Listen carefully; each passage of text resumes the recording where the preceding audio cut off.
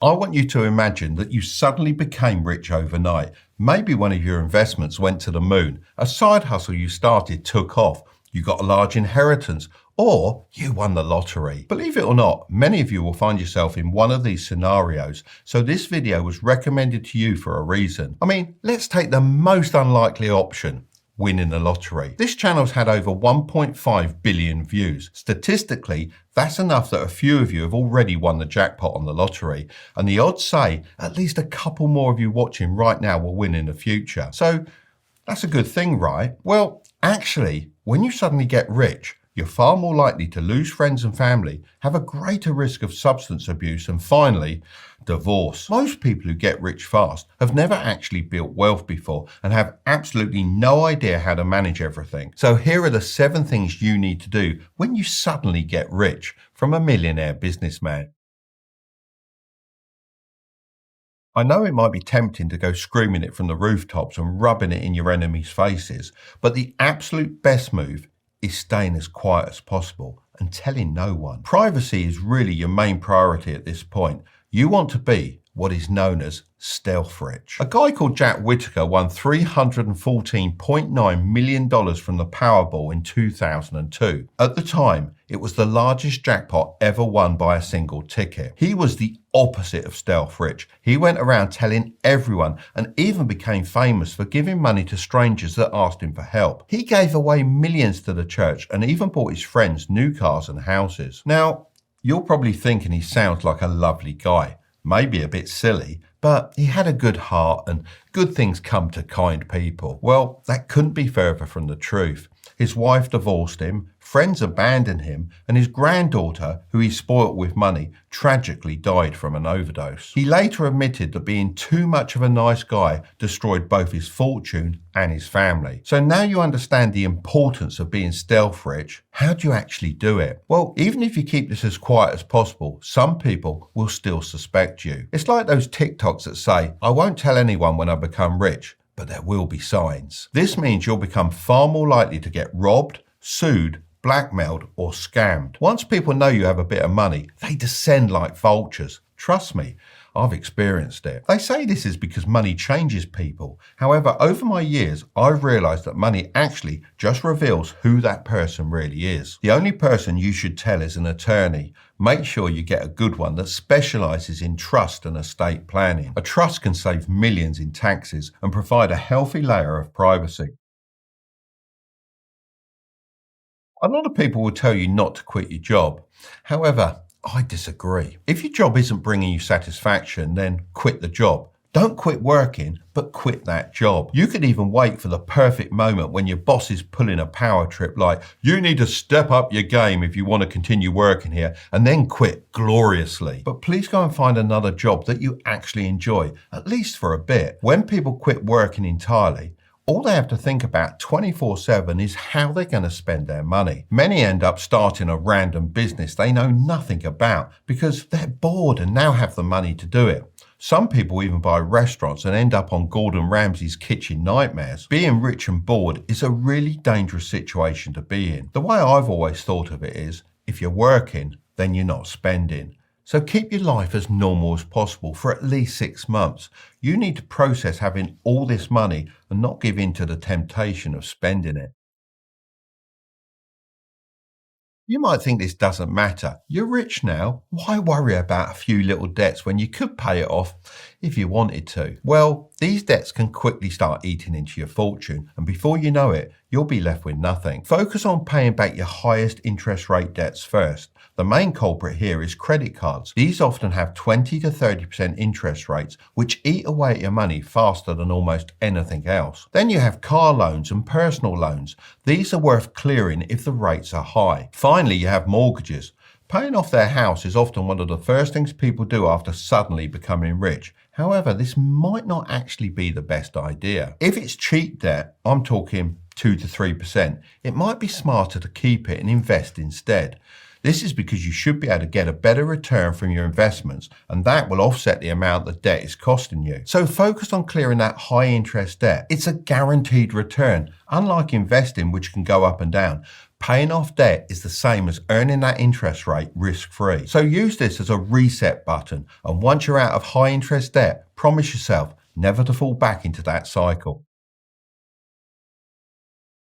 When you become rich all of a sudden, the people closest to you often feel entitled to a share of it because in their mind, you didn't earn it with honest hard work. They'll start asking for loans that they often don't intend to pay back, or even come up with genius business plans they need you to invest in. Trust me when I say the fastest way to lose family and friends is to lend them money. Just don't do it. They may resent you a little in a moment, but they'll get over it. That's far better than getting into a messy situation where everyone falls out. But what if you want to help out family and friends? Well, I have a simple rule. If someone I know asks me for help and they genuinely need it, then I give them the money and don't expect to ever be paid back. On one condition, they never ask me for money again. Can I have some money then, Mark? No, you're joking, and I pay you plenty. I recommend you do the same because you don't want people using you as their emergency fund. If you help them out once and they know they can come back for more, they're less likely to be responsible with their own money because they know you just bail them out again. I know this point sounds quite heartless, but it's really the opposite. Sometimes you have to be cruel to be kind. This will save you far more friendships than just being someone else's piggy bank. When most people get rich quickly, they still have a consumer mindset. They look at the money sat in their bank account and think about all the ways they're going to spend it. My son's friend's family actually won the lottery when he was younger, and his parents went out and bought a new house worth over $10 million, a couple of sports cars, and sent all their kids to private school. Only 2 years later, the dream collapsed.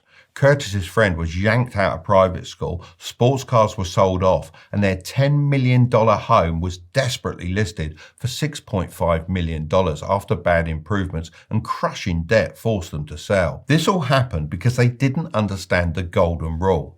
Never spend the principal, only the interest. You should be trying to grow a money tree that produces new income every month, not cutting it down for temporary firewood. That's where your freedom figure comes in.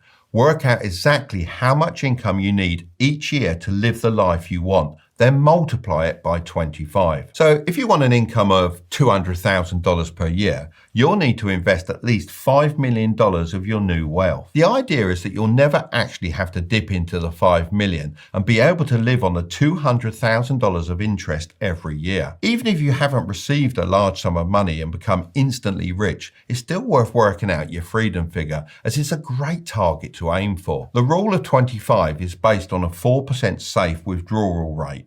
I personally aim to grow my money by more than 4% though, just to be safe. That brings us on to the most common thing I hear is, where can I find those kinds of interest rates? My account only gives me 0.5%. The truth is, you're not likely to find the kind of interest rates you need for the rule of 25 in an ordinary account. You need to open an investing account. So let's say you somehow got your hands on that $5 million we talked about earlier. How could you invest it? Well, at this stage, it's way more about preservation than growth. Of course, this does depend on your age and how much risk you want to take, but here's an example of how I would consider splitting it up. Remember, I'm not a financial advisor and this isn't financial advice. First of all, I'd put $1 million into a low-cost total stock market index fund, just like this one. It includes over 1,300 different stocks, so it's very diversified. Its top holdings are big companies like Apple, Microsoft, Amazon, Nvidia, and Alphabet. This is your long-term growth engine and has averaged about 9% per year over the last 20 years. But future returns could be higher or lower. On $1 million, that's around $90,000 a year. Second, I'd put $1 million into a low-cost total bond market index fund, such as this one. A bond fund is a pool of loans you give to governments or companies. Instead of owning one bond, you own a basket of many, which pays you regular interest and is generally considered safer than stocks. This should help you with stability in the event of a market crash. Broad bond market indexes have averaged 4% returns per year. On $1 million, that's $40,000 a year. Third, I'd put $500,000 into residential real estate, like single family homes, and another $500,000 into commercial real estate, like warehouses. I like this split, as residential real estate is great for property appreciation. US housing has historically grown at about 7% annually, so on $500,000, that's $35,000 a year. Commercial real estate is great for steady cash flow, as tenants normally stay for years and also maintain the property. If you buy right, then this historically gives returns of around 8% per year. So on $500,000, that's $40,000 a year. Fourth, I'd put $500,000 into blue chip crypto like Bitcoin and Ethereum. Bitcoin has been one of the best performing assets of the last decade,